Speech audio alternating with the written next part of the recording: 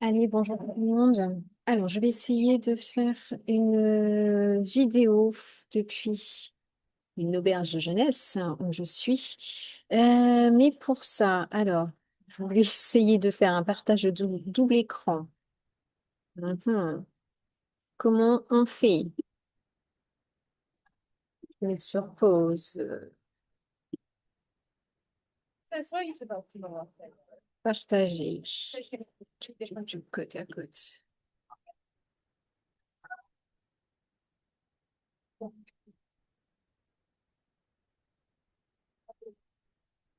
Voilà, alors je ne sais pas si ça continue toujours. Je ne sais pas si vous me voyez toujours.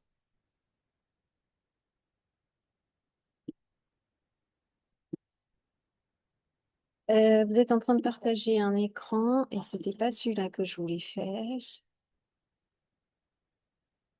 Oh là là, c'est compliqué là.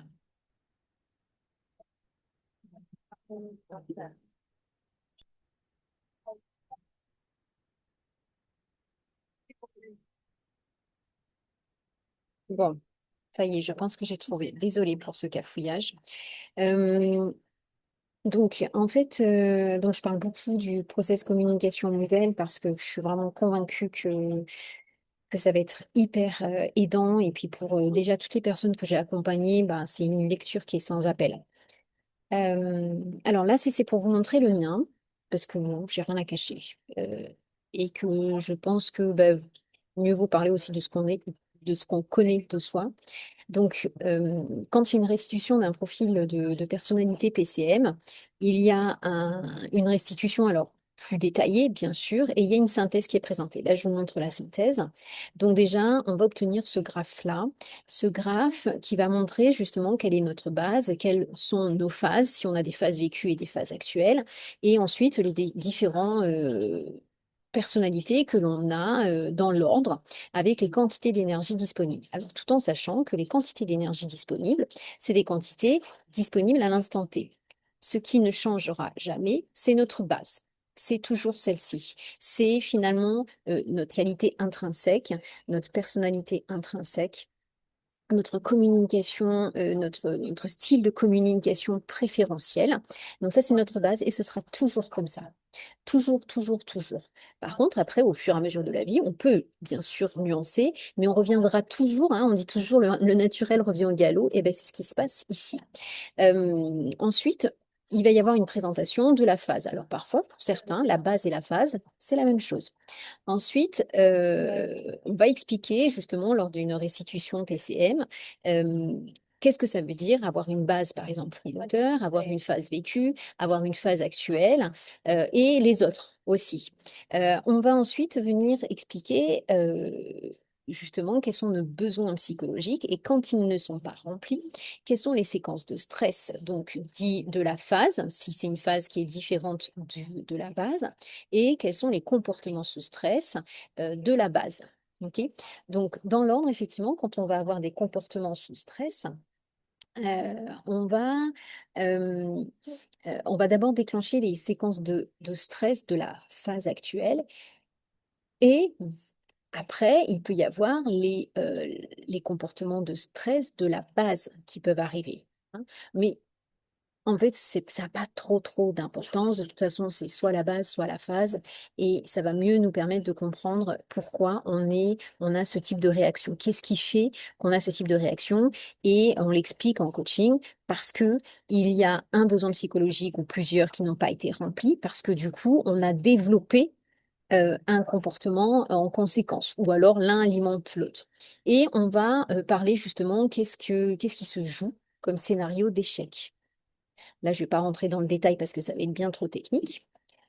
Alors, est-ce que après, on a justement un récapitulatif de nos perceptions, les points forts que nous avons, notre style d'interaction, les parties de personnalité que l'on va utiliser. Donc, par exemple, moi, très clairement, mais ça c'est lié à ma base promoteur, j'ai un style directeur. C'est vrai que souvent, je n'en m'en rendais pas compte, mais je dis, bon, allez, c'est parti, let's go. Par exemple, tiens, fais-moi ça. mais je le dis toujours d'une manière qui est pas dictateur. Attention, directeur, ça ne veut pas dire dictateur. OK? Euh, Ensuite, on a au niveau de la seconde page les canaux de communication préférentiels. Dans quel canal de communication on est le plus à l'aise? Ok. Donc entre le directif, l'émotif, le nourricier, l'interrogatif. Donc tout ça, on le voit aussi ensemble. Je ne suis pas revenue sur les styles d'interaction, mais on a le style autocratique, laisser-faire, bienveillant, démocratique. Ouais, on voit bien qu'effectivement, le style autocratique, ça va bien avec de toute façon le style du promoteur, hein. Le laisser-faire aussi. Un promoteur qui dit débrouillez-vous, de toute façon vous êtes assez grand. Ensuite, on a les environnements préférés de travail, mais aussi les environnements sociaux, là où on va être le plus à l'aise, donc avec les pourcentages. Donc, ça, c'est quand on a plutôt de la stimulation externe. Et ça, c'est si on est avec des gens, au contact des gens. Donc, effectivement, moi qui ai un profil plutôt promoteur et avec une phase vécue énergiseur, je vais être carrément à l'aise quand on va me demander d'aller dans, je ne sais pas, par exemple, des réseaux professionnels, de groupe en groupe, des gens que je ne connais pas parce que j'adore rencontrer des gens. C'est pas pour autant que je vais être extravertie, hein. Et donc tout ça, on explique aussi où se positionne justement l'analyseur, le persévérant, enfin, en base et phase, l'empathique, et l'imagineur, hein. L'imagineur, on est bien d'accord, il est ici.